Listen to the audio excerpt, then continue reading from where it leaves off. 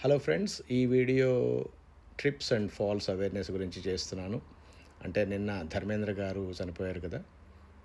అలా పోయే ముందు ఒక వారం క్రితమో ఏమో ఎక్కడో ఏదో ఫంక్షన్కి వెళ్ళొస్తూనో లేకపోతే ఎవరో ఇంటికి వెళ్తూనో పాపం ఎంట్రన్స్లో కాలు తట్టుకుని ముందుకు పడిపోయారు.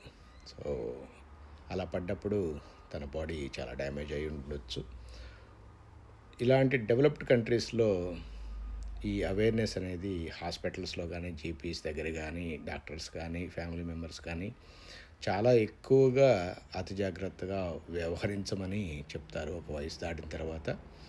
అంటే మనం ఎక్కడ కాలు వేస్తున్నామా, ఎక్కడ అడుగు పెడుతున్నామా, లేకపోతే స్నానం చేసేటప్పుడు బాత్రూంలో ఎంత జారుడుగా ఉందా, ఏమైనా పాచిబట్టు ఉందా, నీచుబట్టు ఉందా, లేకపోతే సోప్స్ కమ్ ఉందా, ఇలాంటివన్నీ కూడా మనం కొంచెం జాగ్రత్తగా గమనించాలి. అలా గమనించకుండా పొరపాటున ఎక్కడ పడితే అక్కడ కాలేసాము అని అంటే ఒకసారి పడిపోయిన తర్వాత మనం చేయగలిగింది ఏమీ లేదు. కాబట్టి కొంచెం వయసు మల్లుతున్న వాళ్ళందరూ కూడా, ఒక వయసు పడ్డ వాళ్ళే కాదు, మామూలు వాళ్ళు కూడా ఎవరైనా కానీ అడుగు వేసేటప్పుడు అది ఎక్కడ పడుతుంది అనేది కొంచెం చూసి వేయండి.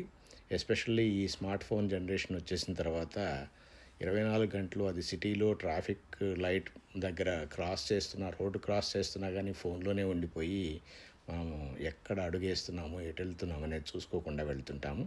సో అలాంటప్పుడు ఇలాంటి యాక్సిడెంట్స్ జరిగే అవకాశం ఎక్కువగా ఉంటుంది.